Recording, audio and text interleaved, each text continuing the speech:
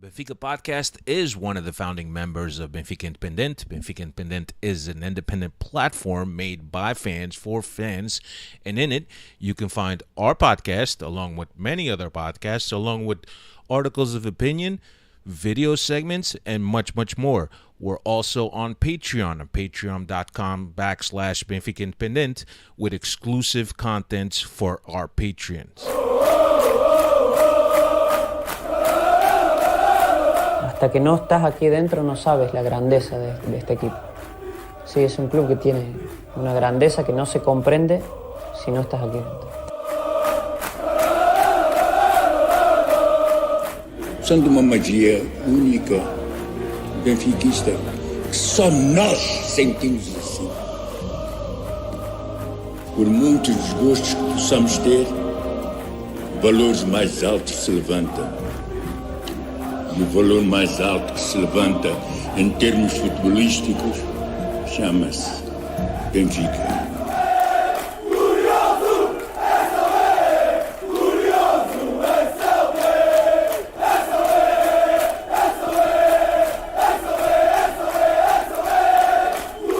Quero o Benfica intimidar o adversário. Quero o manto sagrado entrar com vocês em qualquer estádio e assustá-los, pá! É isso que eu quero!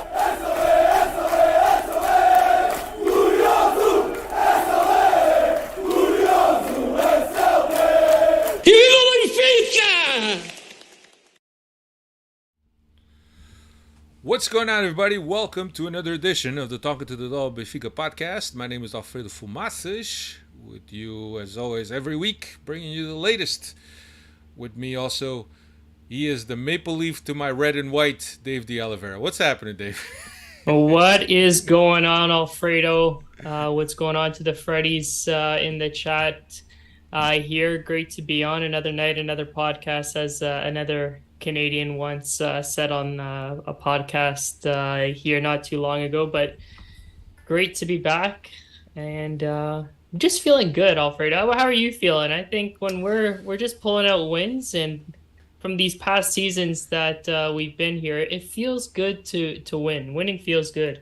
I feel awful. I feel awful. Awful. I feel awesome. That's what I meant to say. I was gonna say, geez, negative Cristiano was in here. Did he brush off on you? Like, if you're feeling awful after 7-8 wins, God, I don't know what completes you at that point. No, man, I feel great. Especially, I mean, and you've been my companion, and you and Cristiano, obviously, you guys have been my companion in this voyage that hasn't been too pleasant.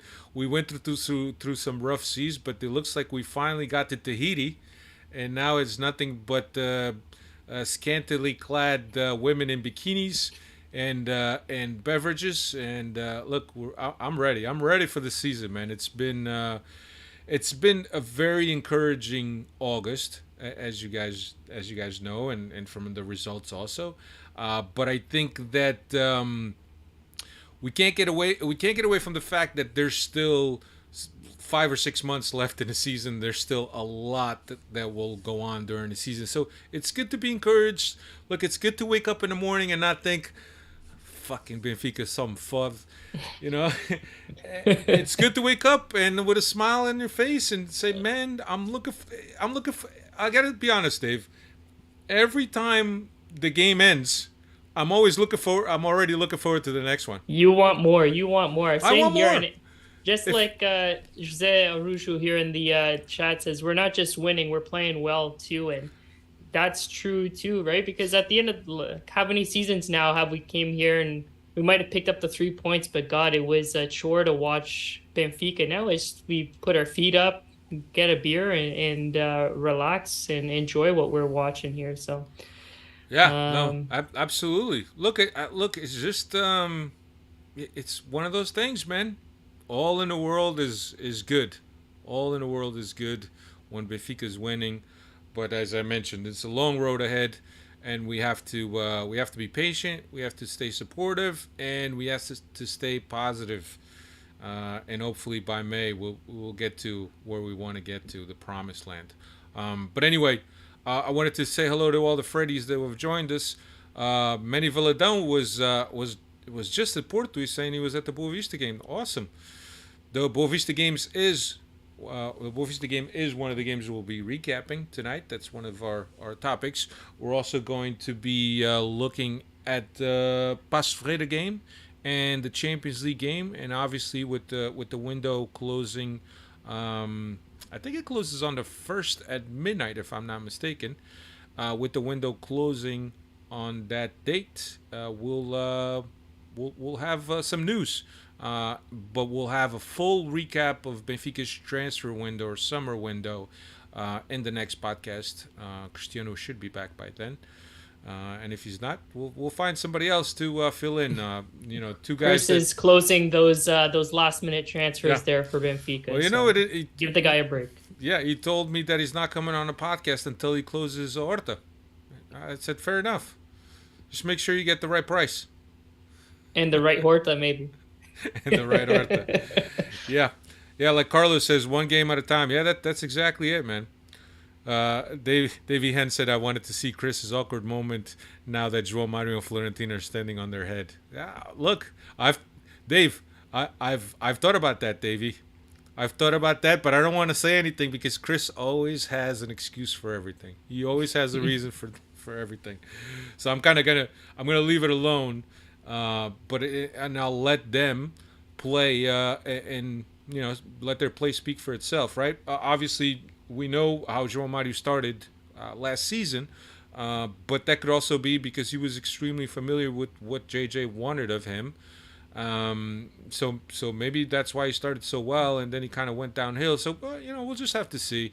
I think that for me, João Mario he's not necessarily the first guy on my roster, but he's a guy that's a utility guy that's very important. That it may not be beating guys one-on-one, but he's a guy that knows the rhythms of the game, knows when the game needs to be put on ice, knows when he needs to speed up, and he's a guy that's very intelligent, that without the ball plays very well. He knows how to position himself. He knows how to balance the team. He's not going to be the flashiest guy, for sure. And it's not these goals that are going to make him a world beater, but certainly for me is a guy that needs to remain on this team. Whether he's a starter or not, that's a different story. But I think that he has a lot to offer. So Boavista and Paços Ferreira recap, the Champions League draw, and we'll look ahead to Vizela. So Dave, let's start at the beginning with this Boavista game. Benfica traveled to Estádio do Bessa in Porto to play Boavista. Benfica hadn't won there in the past couple of years. So lots of anticipation. And I think we spoke also here last week about it was with the Boavista matches that the season kind of took a turn for the worse these past couple of seasons. So we're all awaiting this game with anticipation. I'll raise my hand up. I was the one that wasn't feeling confident going into the match. You guys were pulling out 3-1s and 3-0 score lines. I thought it was going to be a little bit more closer than it was, but hey, I love being proven wrong when it goes our way. But yeah, definitely the ghost of the best had me haunted going into this match for sure. Yeah.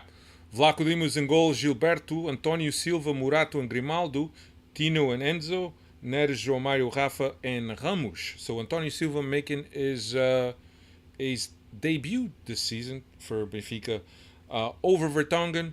And Dave, the biggest question, and we asked it here, right? Who's going to play since Otamendi was going to be suspended? Who's going to play in his spot? And certainly said Vertonghen. There's Antonio Silva. What's going to happen? And we felt that Vertonghen with his experience, but again, him and Murato are both left-footed players. I actually thought that Antonio Silva would get the nod because he played so well in preseason. What did you think of him? Yeah, I think he did well. Like a small sample size with just this one game here, but I think he held his own. The only time that I could think that he really made a mistake or got caught was the play he had to make a foul and get the yellow card on the counterattack. But other than that, he looks good, and there's a lot there to be desired from Antonio Silva. So with saying that, I know we've already discussed that, but Vertonghen, he's got to be on his way out here within the next couple of days, especially when you got other guys like what's his name, João Vitor and Lucas Verismo coming back from injury too, right? So great to see what we have here in Antonio Silva, but I think Vertonghen stays as a Benfica player our number. Yeah, no, look, I thought he did pretty well. And you mentioned the yellow card. He picked up that yellow card very early in the game, and he was still able to be disciplined enough and not get anxious and not even become timid in terms of the way he was playing because he already had a yellow card. And I think that speaks a lot in terms of the personality of the player and the mentality of the player. And I was impressed by him. I was really impressed by him. I think he's a guy that's very good on the ball. He's physical, but he also knows how to be a little silky. But and I kind of like that in a center back. You can't always be extremely physical and let your presence be felt and be overpowering guys. You need to have those silk feet that every now and again you need to toe poke a ball away from somebody, or just make a nice tackle, without sweeping the guy off his feet. So I thought it was good. The other thing with this game, neither Weigl or Yaremchuk were on the bench, and I guess that kind of signaled what it was going to happen. Obviously, we heard this week that Yaremchuk was already on the way to Bruges and Belgium, and Weigl, it sounds like Weigl is going to join Borussia Mönchengladbach on a loan. Thanks for saying that and saving me the embarrassment of trying to butcher that one there. And then, but you know who was on a bench? Ouchness was on a bench. Ouchness. Ouchness. You gotta watch the video of him pronouncing. Yes. I'm just gonna pronounce it Ouchness or Frederick. That's gonna work. Frederick. Yeah, but good start on the board. 30 minutes in. 1-0 from Moratu after a cross from Neres on a corner, and I think we could have gotten into the locker room 2-0 were it not for that João Mario miss. Dave, when you saw that João Mario miss at the end of the game, did you say, "Uh-oh"? Maybe I was cursing him. I was definitely cursing him into halftime. I was cursing him, and then not to get too ahead of ourselves, but the guy could have finished the game with a hat trick. I don't know. You know who he reminded me on that play was my boy Seferovic, because God knows we've seen that time and time again by Seferovic missing those tap-ins. But João Mario misses that open net, and I don't know if we want to spend some time on it or not, but can we not have our strikers take these penalties? I wonder what the reasoning is to have João Mario be our number one penalty taker here. It's back-to-back games where he's been our go-to guy, but don't you want your strikers taking your penalties? You could, unless your strikers are not better at taking penalties than other guys. Look, that's the thing that you obviously work on in a training ground, right? You pull a bunch of guys and you see which guy does the best, could be more calm and collected, and I think that João Mario, because of his experience and because of where he's been and in all types of environments, I think he's a guy that could be calm and collected and still put a ball away, with the exception on those easy tap-ins. but certainly it was interesting, and I said, man, I hope that that doesn't come back to bite us. But I don't know. I think that even with that João Mario chance, we had a couple more chances, and we could have easily gone into the half, up 2-0 or 3-0. In the 62nd minute, substitution, Bach came in for Gilberto, Musa came in for Ramos, Gonçalves came in for Neres, and in the 67th minute, João Mario would finally get his goal on an assist from Musa. And then in the 82nd minute, João Mario with the PK, which, I was surprised that Benfica got that PK. Yes. Yeah. I will. Usually don't get those. I'll put my hand up right now. I don't think that was that should have been a penalty. I think that when he makes that foul, it's just outside the box, and I I didn't think it needed to go to VAR, and then the fact that it went to VAR and they still ended up giving it to us. Um, I'll be the first to admit it. We shouldn't have gotten that penalty. We can't sit here and complain when our other rivals get Yeah. those calls their way. But I'll be the first to admit it. That shouldn't have been a Yeah, I penalty mean, there. we can't be hypocrites, right? Yeah. I thought it was in the box or right on the line. So technically it was a penalty. I just thought that the ball had already left his foot when he fouled him, and that's the way I was kind of looking at it. But here's the thing: we've seen so many of those PKs being called for other teams that we shall remain nameless, but we've seen those. But I think that, and the thing is, it's kind of like a mixed bag almost, right? Because the ball had already departed, but you got a tackle from behind where basically you go studs up on a guy's ankle. So just because the ball had already left, that doesn't mean that that's not a foul, right? It's like I kick the ball and you punch me in the face, right? Oh, but the ball was away. So Kind of like what happened in today's game. yeah. So I think that that's why you call that foul. It wasn't. It was more because of the foul afterwards than it was in the foul during the actual play. That's the way I kind of look at it, Dave. I don't know, but it was definitely inside. I think I was on a line if I'm not mistaken. They showed so many replays. It was on the line, and on the line is part of the box. So, but yeah, and then we saw Ouchness make his debut. Came in for Enzo in the 89th minute. Not much, but I guess it was good enough to just get those jitters out, I guess, at the Bessa. Yeah, and then we also saw Ristich replace Grimaldo in the 90th minute. Got to put some stats up here from goal point. 16 shots for Benfica against 4 from Boavista. 6 of those 16 shots were on goal. Action in the opponent's box: 26 for Benfica, 7 for Boavista. Corners: 8 for Benfica, 7 for Boavista. Pass efficiency: 85% for Benfica, 74 for Boavista. And then efficiency in vertical passing: 68% against 59. Actions, defensive actions in the opponent's midfield: 22 for Benfica. These guys keep getting creative on these stats. Look, I thought it was it's those analytics. The analytics, the Power BIs. Dave, what'd you think of the game in general, man? Hey, it was a lot better than I thought it was going to be going into it. Right, I thought we were going to be having to claw and get every inch in this game, but a 3-0 scoreline where it could have been even worse.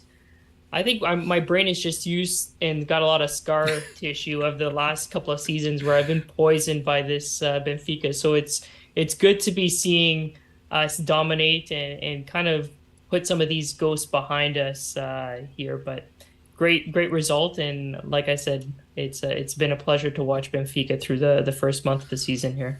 No, absolutely. And I thought that Benfica was always superior, and then when we got to the 2-0, when at a point that Boavista had come out of the locker room and they really want to kind of bring the game to Benfica, I thought that 2-0 was a great response to what Boavista was trying to do. Defensively solid for Benfica, and I thought the substitutions at the 60th minute took some of the attacking threats for Benfica. But you also got to think about the amount of games that these guys are playing, and you also had a game coming up on Tuesday, and then you got one on Friday, and then you got the Champions. You're gonna come hard and fast. But I thought those guys did well, even though now we kind of lost some of that offensive spark. With Neres and Ramos going out. Not that Ramos was doing much. But certainly, it was good. Good result at the Bessa. It's always difficult up there. So, we just move on. We just move on. Up next, Paços Ferreira, which happened today, and I'll give you the lineup, and David, then we'll talk a little bit about it. Vlaco Dimos is in goal. Ba got the start instead of Gilberto, Otamendi, Murato, and Grimaldo, Tino and Enzo, Neres, Romário, Rafa, and Ramos. So not much different here, with the exception of Antonio Silva not being there. Otamendi came back, and then Ba replacing Gilberto. And look, this is something that we often talk about here, Dave. That do you have any numbers on a game of Boavista? I forgot to ask you what the only one was here. João Mario with the brace for only the second time in his career there. Yeah, last one came in March 2016. Yeah, sorry. So it's getting ahead of myself. So no worries.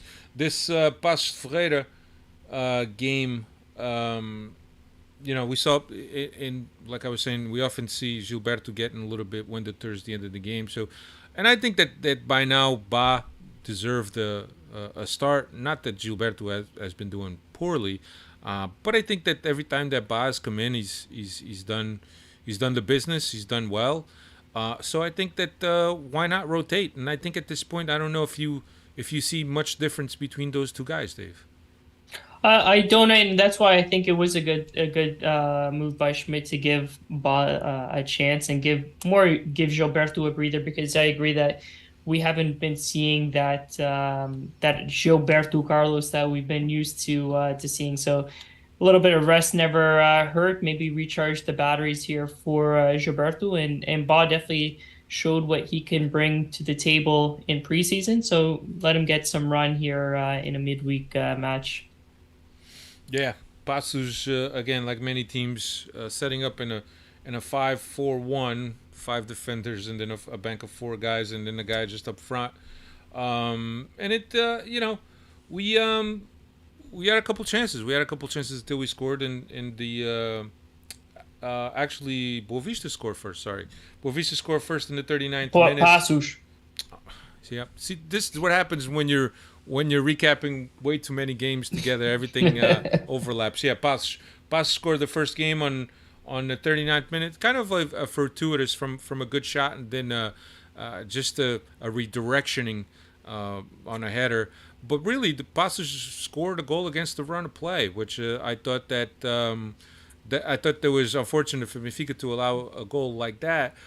But the way the team came back, and the way the team, and perhaps, Dave, in past years we might have seen the team allow a goal and kind of get down, or not have that type of reaction, or not have that type of response.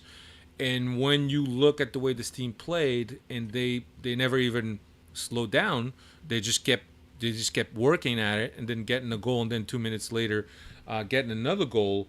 The first one by Neres from a Rafa assist, and then the second one, João Mario PK. I thought that it's definitely something different from last season, Dave. Yeah, that's definitely something that I took away from this match. We definitely came and started the game off strong. Had a couple of chances, scored a goal, called back offside. Definitely some questionable non-calls there in the first half as well, but you could look at the jackass who was refereeing our game here. But that's the main difference between this season and previous seasons, where we go down one after we've put a full press on, and previous season was we just fold like a cheap suit, where this we just came right back at them, and we're lucky enough to get the positive result going into halftime and getting those 2 quick goals right after each other. Yeah, and I mean, when we talk about, and you guys heard me here in the beginning of the podcast, I feel encouraged by watching this team. There's so many differences from this team to last year's team, or even the year before that. And I think that's what leaves me encouraged, is that the mentality of the team and the way they approach things is completely different. Obviously, winning games builds your confidence, and if you're playing with confidence. There's a lot that you're going to be able to accomplish, even when things are not going your way.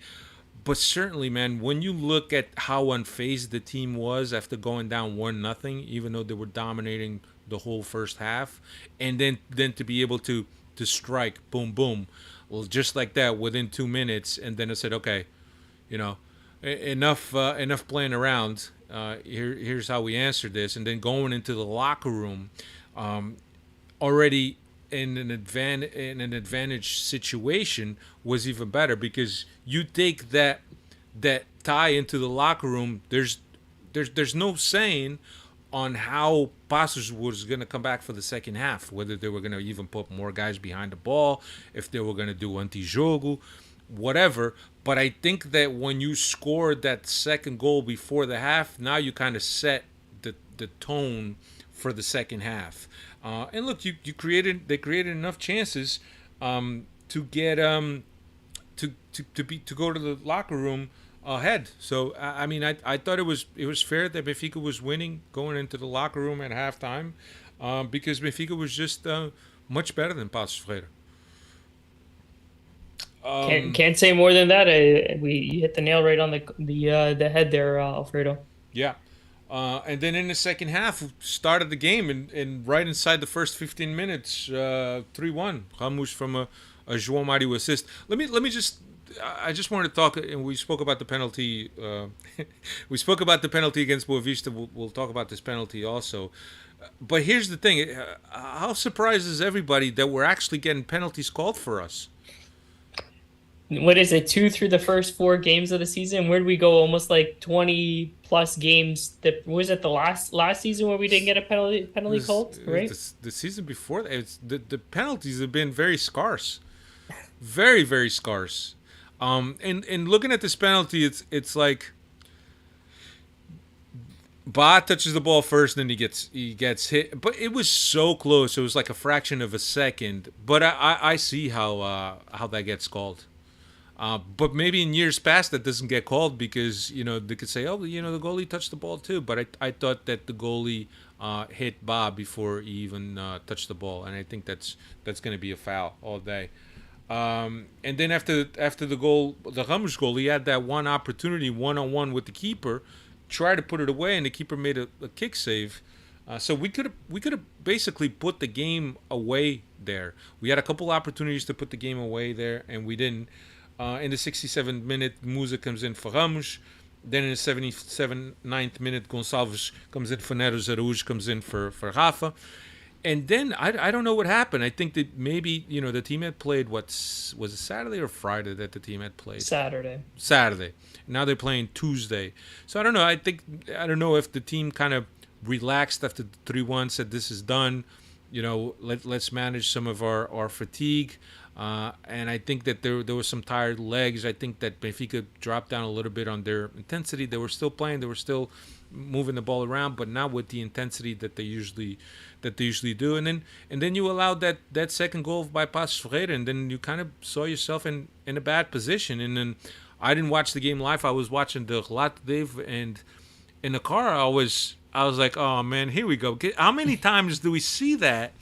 And obviously the relato is always they over exaggerate. They got to be more descriptive, right? And look, a play in the midfield might not be as exciting for me as it might be for a radio guy, right? But they kind of made it seem, and now after I watched the game, yes, it was right, that Passos Ferreira was pushing Benfica against the ropes.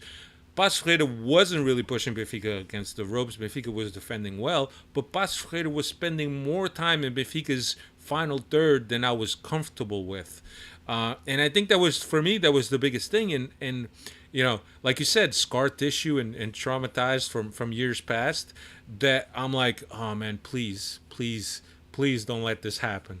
I don't know. What were you feeling, man, watching the last 15 minutes? The exact same way, Alfredo, where I've got definitely some bad memories of years past where we do concede that late goal there. But I guess we got to retrain our brains that everything's going to be okay. We're going to be okay. The team, we got to have some faith in this team. But definitely bad memory, scar tissue, all of the above. But team managed to hold on together and ultimately get the result there.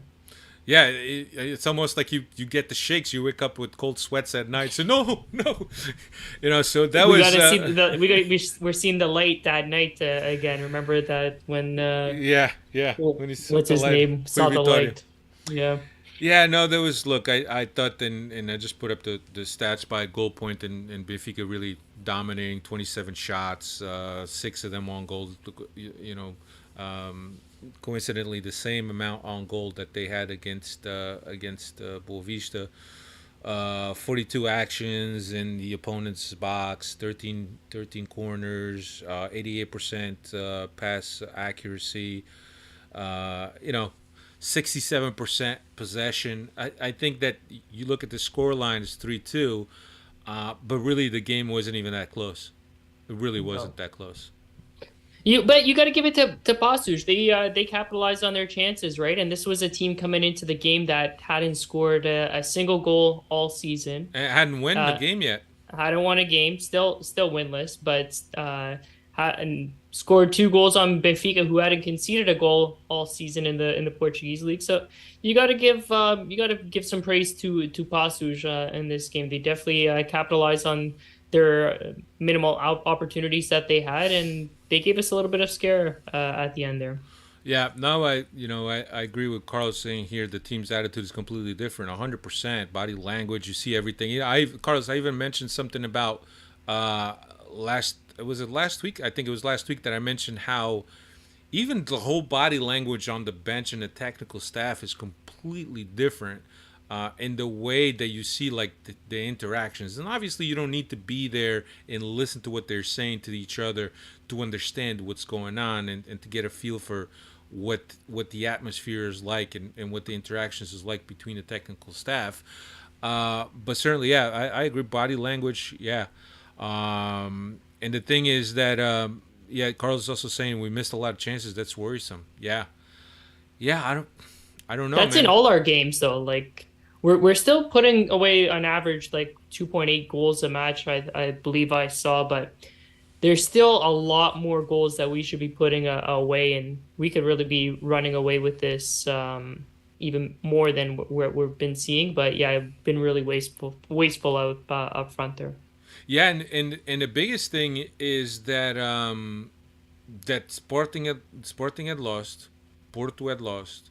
We had this game that we needed to make up, and if we had won this game, we would be in sole possession of first.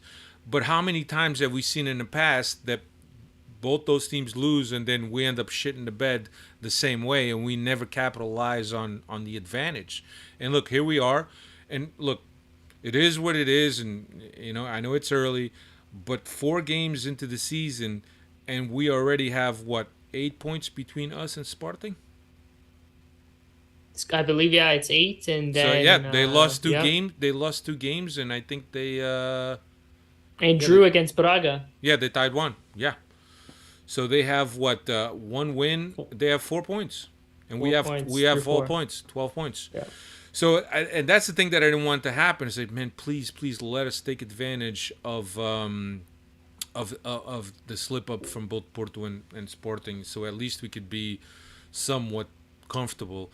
But look, I mean, you look at this game, 3 points, and certainly is something that Benfica was very dominant. I think that the score line is somewhat misleading if you watch the game. It wasn't that close, but yeah, again, always have to make us Benfiquistas suffer towards the end of the game. That's just something. Carlos saying late game collapses are in our twitch muscles. And he's saying prior teams collapsed under pressure. I believe because they weren't mentally prepared. There was no confidence, and I don't know. Or maybe that just the players themselves didn't trust each other or who they were playing with too, right? But yeah, I mean, they gotta just keep proving us wrong. I mean, it's for the most part, it's the same group of guys that have caused these heartaches and these late game collapses too. So. But keep proving us wrong. Keep showing us that you can pull out these victories, and hold on at the end of the game to get the 3 points. But just keep proving us wrong, and we'll be happy in May. Yeah, but I think as we look at our team, yes, it's basically a lot of the guys are the same guys, but the mental aspect to the game is so important. But you look at other guys within this team that are clearly making a difference, and when you look back and you break everything down, and you see how well this team is playing, you look at Florentino, you look at Enzo, you look at Neres, you look at even how I think that Neres oftentimes elevates Rafa's playing, and the reason for that is because when you have a bum on the other wing, it's very easy to kind of shift your positioning to really defend against this guy that's the only guy that could create danger. And when you got two guys on each side, and sometimes Rafa shows up in the middle also, when you have these guys, now it's very hard to defend against two guys that are unpredictable and that could beat you with pace and that could beat you with the one-on-one. Look, it's just been that for me, man. It's been a couple key guys that have really changed it, and it just so happens that those key guys were not in the locker room last year. Well, with the exception of Rafa, we're not in the locker room last year, and it's kind of like we often talk about like a toxic environment, or the well is poisoned, or there's cancer in the locker room. And I really think that these guys and the way they've been able to come in and be pillars for Benfica is part of this renaissance, if you will. Obviously, I don't want to take anything away from Roger Schmidt and from all the work that's been done in the preseason and a change of tactics. But when you look at personalities and what these guys have been able to bring to Benfica, and I think that Tino is a huge surprise for everyone. I think that a lot of us that follow Tino kind of knew that he had this in him, but it always seemed that his game was incomplete. He didn't have a full skill set like he has now. He still has some improvements to make, obviously, but what he's been able to bring to this team, and also Enzo, and you could also say that it has a lot to do with the fact that those guys just complement each other. They play well with each other, and there just could be a yin and a yang, and that's why we have such a solid and efficient midfield. But certainly there's some key guys that we need to look at and said these guys have been making a difference. I don't know if that's how you feel, Dave. Yeah, 100. Whatever things whatever are working. I say. Things are working right now, Alfredo. Let's not disrupt. Let's not try to fix something that's not broken. I think our brains are have been programmed that this is not how things should work in Benfica land. If Cristiano was here, this is the Benfica that you guys grew up with, where you guys saw Benfica dominating against these Monkus, and this is the Benfica that we should be expecting every single game. But unfortunately, that hasn't been the case these last couple of seasons. So we got to retrain the brain that this is what we should be expecting from our club here each and every week. Yeah, and SLBEES, he says, I'm concerned that we push up too high on the field against strong teams and it might bite us. What does anyone else think? Here's the thing, man. That's always been Roger Smith's MO, right? Obviously, when you play that high and you play the high press, if you have a team that could dismantle the press and explore the spaces behind your back, you're always going to be in trouble because you'd need to have the 11 bionic men to be able to get back and defend the whole time and defend for 90 minutes if you play that high. But the thing is that we're going to allow goals, but the point is that we're going to score a lot more goals than we're going to allow. So it's kind of surprised me that Benfica hasn't allowed more goals than what they have, and these first two goals that they allowed against Paços Ferreira were the first goals that Benfica has allowed this season domestically. But certainly that is the MO, man. That's the risk you take. That's, it's high stakes. The team pushes up. You open up a lot of spaces. You don't necessarily have some speedy center backs that will be able to fetch guys. You got Grimaldo projected. You got Gilberto projected way into the final third, and you got the space between the line and the center backs that guys are going to take advantage. The whole thing is the timing of the press. The timing of the press has to be right, because you can't allow guys or teams to come out of that press, because every time a team comes out of that press, whether it's to switch the ball to the weak side, you're going to be exposed. And if you don't have the legs to get back, or even the certain balance to on a defensive transition, you're going to be in trouble. But the thing is that we create so much offensive volume that it's easy for us to score goals as long as we have guys that can put them away. And certainly Gonçalo Ramos has missed them, Musa has missed them, Araújo has missed them, and I don't think that we could have guys miss that many goals. Otherwise, we're going to be in trouble. Dave, stats And recapping this game right here. First time in 5 years, João Mario has scored in back-to-back games. So João Mario on fire here through the first month of the season. Good to see Gonçalo Ramos also returning back to the score sheet. He's got 6 goals and 3 assists through Benfica's 8 matches of the season. Benfica's 3rd straight season where they've opened the Portuguese league with 4 wins in a row. And now Roger Schmidt is only behind Sven-Goran Eriksson, as Roger Schmidt has 8 straight victories to open up his Benfica career. Sven-Goran Eriksson is the leader with 15 straight. So a little bit ways to go to catch Sven-Goran Eriksson, but he's definitely in good company whenever you can mention Sven-Goran Eriksson in the same sentence there. Yeah, I think I heard. I don't know if you mentioned, Dave, because I was reading something. Best start in the past 40 years. I don't know if you mentioned that. That's including all competitions, yes. So that I didn't mention that, but I did read that as well. So I think after that 15 game start by Eriksson, and this is back in the 80s, obviously, there was no one that has had a better start than what Roger Schmidt has had for Benfica. And look, stats are what they are, and records are meant to be broken, but certainly, you have to be. I'm happy, man. Don't. I don't want to find any flaws. I don't even want to talk about the fact that I think that Roger Schmidt is making the substitutions a little too late to keep rotating this. I don't even want to mention that. I just want to stay positive. There'll be a time of the season where you might have to nitpick. I mean, maybe that's my brain again, trying to turn negative. But yeah, I don't want to, man. I just want to enjoy it, man. Let's enjoy it. I just want to enjoy it and not nip. I'm not going to nitpick.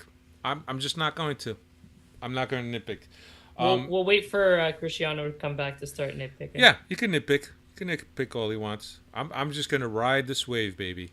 I'm going to ride this wave. 50-something thousand at Stadio Luz for this game. I think against what was the other game that they was it Roca? What was the first game?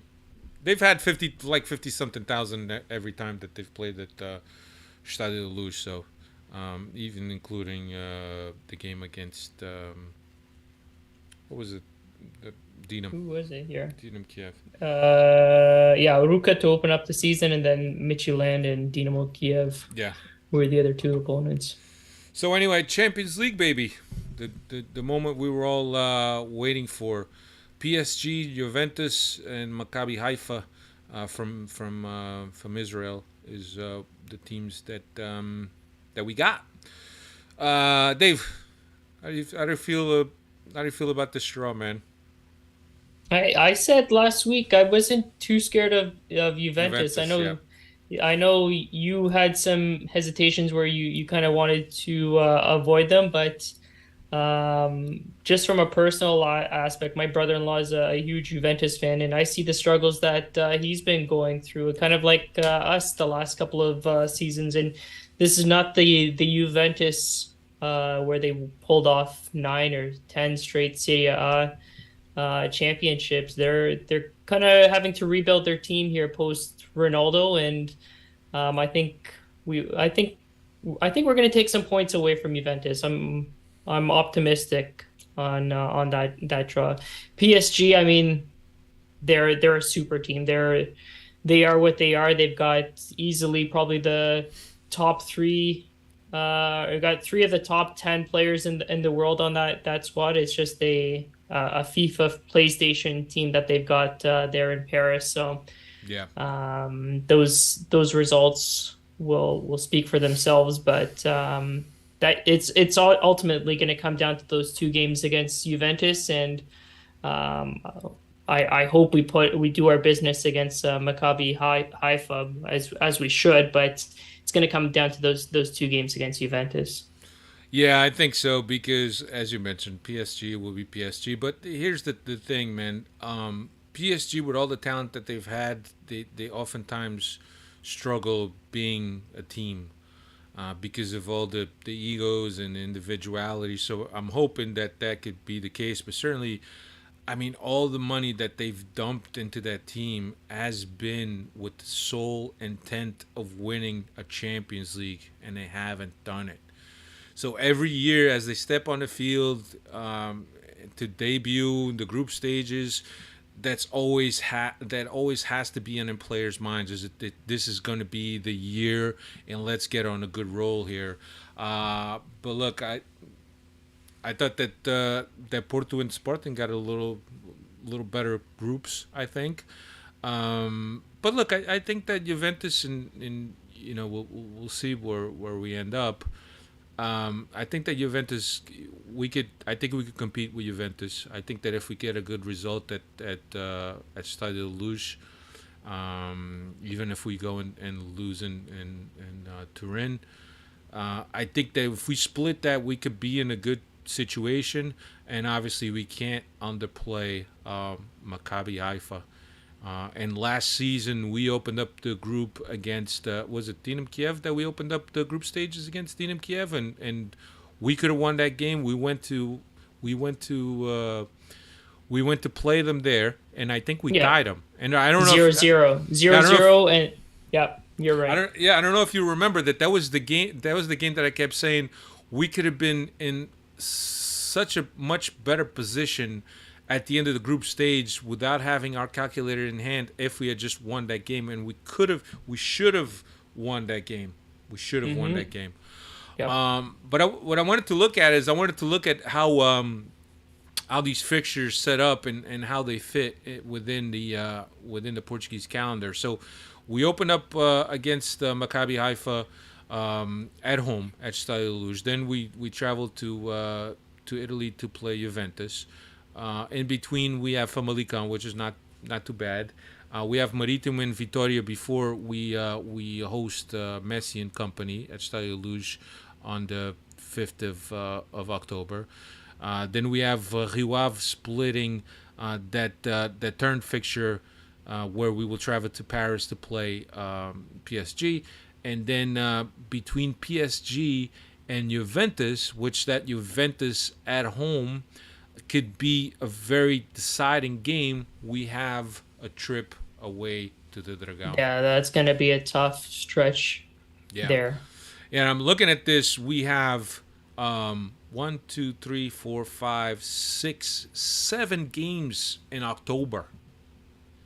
It's no rest for the wicked here as we ramp up towards the World Cup break in October. And correct me if I'm wrong, Benfica is still going to be playing games while the World Cup is going on for the Taça da Liga. Am I not mistaken on that? So, I mean, we might not have our top players available to us during that time, but the team itself, if I'm not mistaken, the league is still planning to hold the Taça da Liga during that time span as well. Yeah, I don't know. I haven't looked that far ahead, Dave, but I think there might be a shutdown for a couple weeks. If not, maybe 2 or 3 weeks, there'll be a shutdown. I have to take a look, but I think it would be very unfair for Benfica to have to play the Taça da Liga, especially when you got Otamendi. Enzo most likely will make it to the Argentina squad, right? Vertonghen, even though he might stay with the team, he's gonna go. Who else are we talking about? Vlaco Dimos, I don't know if Greece is going to the World Cup. To be honest with you, I don't think so. No. But then you also got Neres, who will get that call up, right? Um, Rafa, if he keeps playing the way he's playing, he's probably going to get. I mean, Hey, do you think Moratu starts getting a look at for the national team for Brazil too? I know Veríssimo's gotten a couple of call ups Well, there, but it's well, gonna that's be a, hard to see if he gets back his form in time to get a call up there. yeah, that's the thing. I just heard. I know that the CBF, the Confederação Brasileira de Futebol, was in Lisbon to assess Verissimo. So definitely with the eyes on the World Cup for sure. And from what I understand, this coming week or towards the end of this week, he's going to start training without limitations with the team. So we're gonna see Verissimo here in the next couple of weeks, making some appearances in the next couple of weeks. So yeah, but I think that would be terribly unfair if we have to play Taça da Liga games with a B squad. So I mean, I don't know. It's something that we've done basically the last couple of seasons anyway, where we throw our reserves on. Yeah, but this would be by not by on purpose. choice. Yeah, not Yeah. on purpose. Yeah. Not on purpose, but certainly it's gonna be. But I haven't looked that far ahead. We need to look and see how we set up. Maybe when we got the international break coming up at the end of September, middle of September, we could discuss that stuff. But certainly, not a terrible group, but I think that we could still do something. At least, I think that as long as we compete, I think I'll be satisfied. I don't think there is any shame if you finish the group in third place. If you think about Juventus making a resurgence of sorts and get their shit together by then. But yeah, I wouldn't be too ashamed if we come out of the group in third, as long as we were able to compete somewhat with both of those teams, and we could actually take some points at home at Stadio Luz. Make Stadio Luz what it used to be, the Inferno de Luz. So I'm a little. We'll see, man. But I think it's just I'm it's just a optimistic. lot of games. I'm telling you, this Juventus team might be scary on paper or just by historically what they've been able to do, but they are struggling this season. They tied Mourinho's Roma 1-1 this past weekend, 0-0 against Sampdoria the weekend before. They've only got one win all season, and that came against Sassuolo. But anything can happen, and I think the way that this team's been playing, Benfica's been playing this season, I think we can take away a point there in Turin and grab all three in Lisbon, and then we're sitting comfortably there going into the last match day. Yeah, no, and I agree with Cesar Silva is also saying if we go to Europe League, we will be one of the favorites to win the cup. No, I agree. I just think that just the way we've been playing and the way we'll progress and hopefully we'll continue to the trend upward and we'll get better and better and also pick up a couple of guys that we need to kind of add some depth to the squad and add some quality to the squad. I think that we're going to be in a good place. So we'll see. And Rui Pedro Braz, we trust. My man is racking up more miles than I don't know, than Julius Verne. Anyway, let's turn our attention now to Vizela this Friday, since Benfica plays Tuesday. The game is 7 p.m. local at Stadio Luz. What's Vizela up to this year? Vizela are currently in 12th this season with 5 points from 1 win, 2 draws, 1 loss. That loss coming against late minute there against Porto a couple of weeks back. Historically, in the previous 6 meetings, 5 wins, 1 draw. Last season, we got the last minute goal from Rafa in the 98th minute to get a 1-0 victory at Vizela. However, when we returned back to the Estadio de Luz, it was a 1-1 draw. So Vizela did give us some troubles last year, and they already proved this season that they can be a handful in the match that I saw versus Porto. But Yeah. at home, in the way this team has been rolling, I'm hoping for another positive result here. Yeah. No, look, I think they're very well coached. That the one dude that wears The guy with the bonnet. the bonnet, yeah, and he has that beard. Dave, you ever seen those things that you crochet and it's like a beard, but it's really like part of your hoodie, and like you crochet like a beanie hat, or you guys call it something else up there in Canada. The toques. Yeah, you call it, the toque has a beard also that like goes around your mouth. I don't know if you've ever seen those, I've never seen those. but that's what this beard, because his beard is nice and strong and full. It always reminds me of that. But yeah, look, they're well coached, and as you mentioned, they've given some trouble to Porto. And they only lost that game in the dying minutes of that game, and they almost made it out. They're definitely going to give us some problems. But I think that the biggest thing is the team can't look past that game towards the Champions League, and I'm pretty sure that Roger Smith will have him focused on the right game, because after winning 4 games, winning sole spot of the league, and having an advantage, you don't want to squander that. You want to make sure that you continue to be focused, that you win these games, because oftentimes it's the games against these little teams that are going to make the difference at the end, and not so much the head-to-head thing.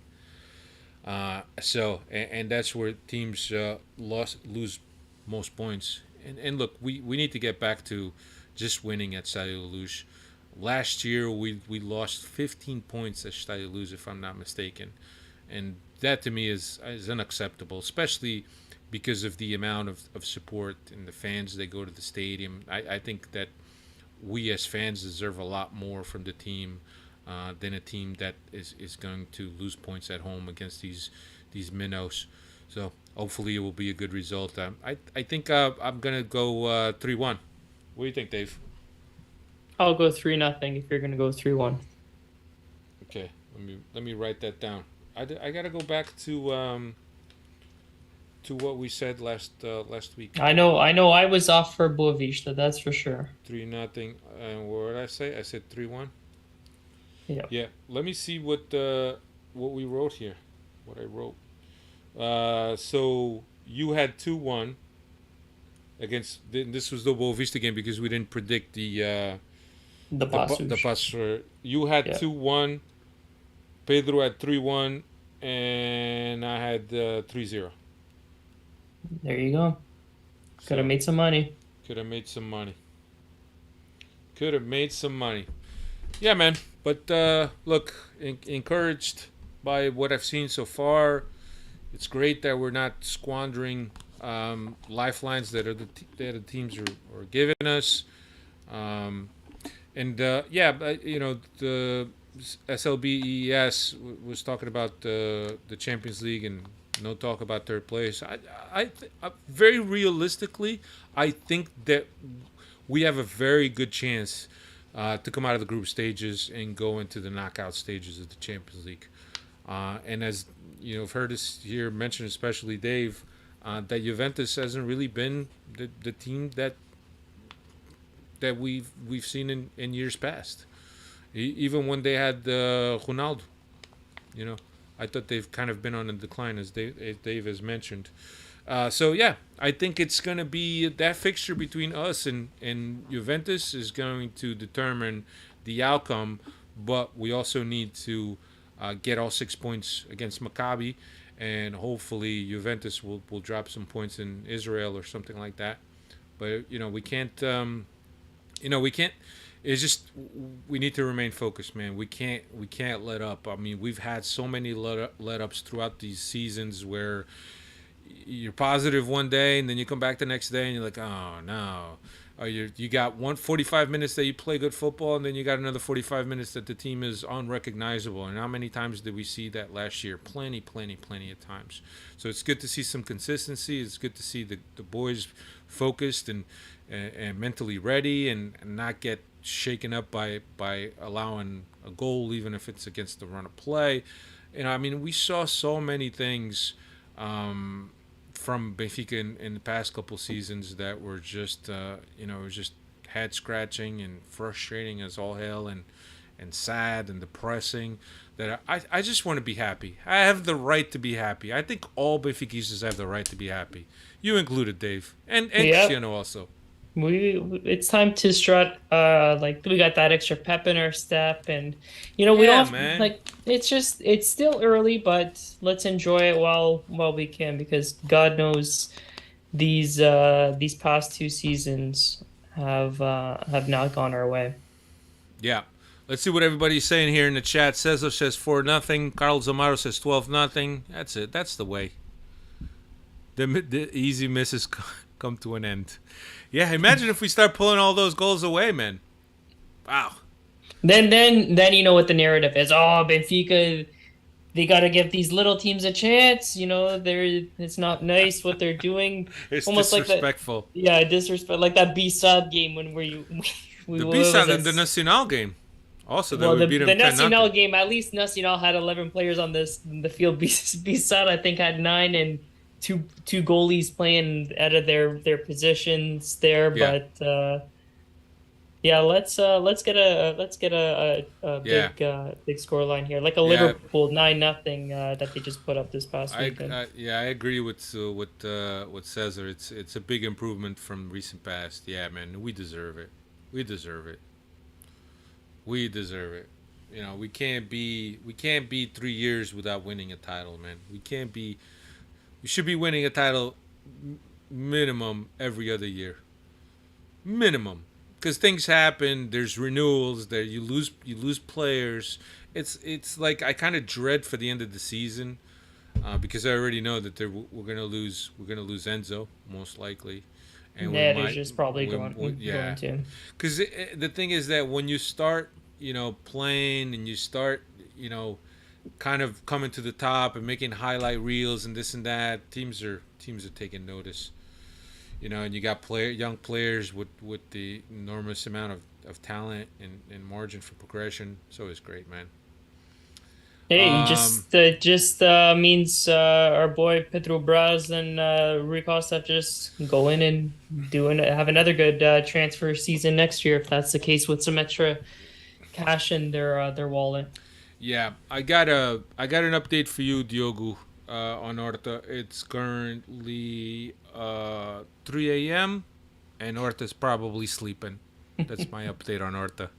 I don't know, man. I don't know. I think that happens. But we're also there's also talk about what Kamada, was it Japanese player that's playing in Germany? Kamada, Kamada. And then also the dude from Lyon that has a bunch of vowels in his name that I can't pronounce. Ayui or something like that. Awar, something like that. Yeah. Yeah, Cristiano just him and Ruben Semedo just went to Horta's house with an AK.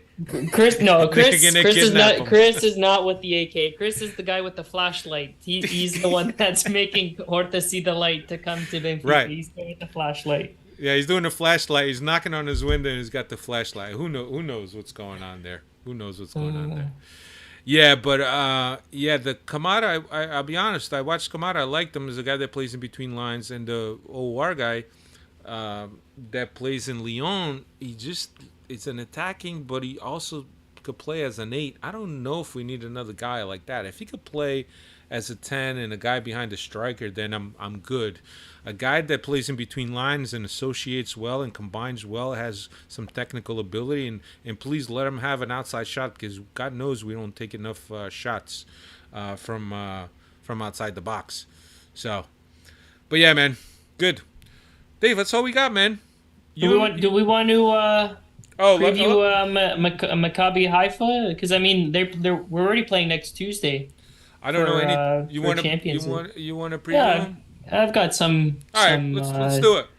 No official meetings between both clubs. Maccabi Haifa is back to the back-to-back champions of the Israeli Premier League, and they qualified for the Champions League for the third time in their history by getting past Olympiacos, Apollon Limassol from Cyprus, and Red Star Belgrade here. That's how they got to the Champions League group stages. And yeah, I think like we've mentioned here, we got to take care of business against Maccabi Haifa if we have any chances of qualifying for the group stages. Yeah, I was gonna say there was what's that the one dude that went from Benfica and he's playing in Israel right now. I forget his name. Big round head center back. He actually became an Israeli citizen, so he's gonna play for the Israeli national team. Oh, man, what is his name? What nationality was he prior? Portuguese, man. You played it. You came up at Benfica. You even played at Benfica. Oh, What's his name? Chat, help me out. Miguel Vitor, was that him? Miguel Vitor. Yeah, I No. think that's him. Is it? Is it Miguel Vitor? I don't know. Wait, I think it was Miguel Vitor. I think it was Miguel something. Diogo Reis says. Haifa isn't Champions League. Miguel Vitor, yeah. Chico Morcelino. What's up, Chico? Yeah, Miguel Vitor was the dude. Yeah. Yeah, he became an Israeli citizen to play for the Israeli national team, and apparently there was this huge outcry because he got naturalized to play for the Israeli national team. Yeah. So, yeah. Dave, what do you got? That's all you got? We play Tuesday.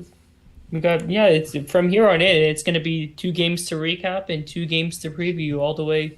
We got that international break here at the end of the month, but then other than that, or at the end of September, other than that, pack your bags. It's going to be a long trip here leading up to the World Cup. It sure is. Yeah, that's all we got. But before we go, just a couple quick shouts. Benfica ladies won the Super Cup against Sporting. They were tied going into the extra time, and then they beat Sporting 4-1 in the Super Cup in Leiria. And also Fernando Pimenta, who is he's like he's a canoe guy. I don't know, the paddle, whatever. They have like different names in Portuguese. Canoe, kayak, yeah. That guy also became champion. Was it world champion or European champion? I'm not sure. But yeah, that dude is always in the finals. He's a freaking monster. He's a monster. But yeah, big shout outs to them. That's all we got. Dave, you got anything else? Nothing else. I like there at the bottom, winning August. Can't recap it better than that there, Alfredo. Yeah, that's it. A winning August. I was gonna say perfect, but it wasn't perfect. But definitely winning. What would you say that wasn't perfect from the month of August? Well, I don't want to nitpick. Okay. So if you don't want to nitpick, then it's a perfect August. Yeah, exactly. And yes, Diogo, thanks for reminding me on a more somber note. The Socio number 1 passed away either yesterday, I believe. He was 101 years, if I'm not mistaken. He was our oldest Socio. So yeah, so a little bit of somber, and you saw the teams with the black band, the team with the black band today during the game. Anyway, that's all you got. Thank you very much, all the Freddies, for keeping us company and for being lively on a chat. We certainly appreciate it. Next week, Cristiano will be back. So any of you guys that want to check back in or check back out, whatever, Cristiano will be back, and that's it. Don't forget to I'm gonna do my influencer shtick. Don't forget to like and subscribe and activate the little bell for every time we come live. You get those notifications. Thanks, everybody. Take care. Later.